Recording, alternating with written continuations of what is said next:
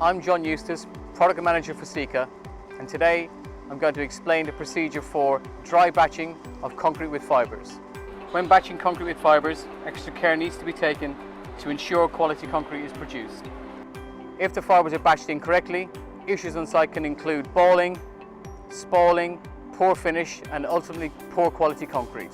Complaints arising from incorrectly batched concrete can include returned loads, increased costs, reduced productivity, so it's important to get it right first time. The plastic fibres are delivered in pre-packaged handy 4-kilo bags packed into cardboard boxes. They need to be stored in a dry place and protected from the elements. You do not need to open the bags as they will disintegrate during the batching process. The suggested batching procedure is based on your own testing. Different concrete plants, trucks and/or materials may give varying results.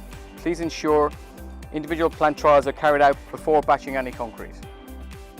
Always check the concrete composition before batching.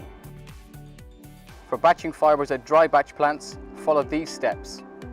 Step 1. Load the ready-mix concrete truck with all the ingredients except the fibres and aim for a target slump of 70 millimeters. Step 2. You need to mix all the ingredients in the concrete truck until they are in a uniform and consistent state, mixing for a minimum of 5 minutes. Step 3. Add 1 bag per cubic meter of concrete.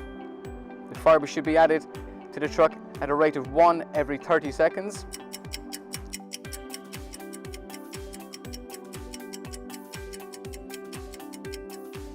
At the end, additional water should be added to bring the mix up to the workability required by the batcher. A typical slump for macro fibres is between 150 and 200 millimeters. Step 4. The barrel should be mixed at full speed for a minimum of 5 minutes, which equates to 70 drum revolutions. If you need to add microfibres to the concrete, they should be added right at the beginning with 1/3 of the mixing water. If these procedures are followed, then correctly mixed concrete will be supplied.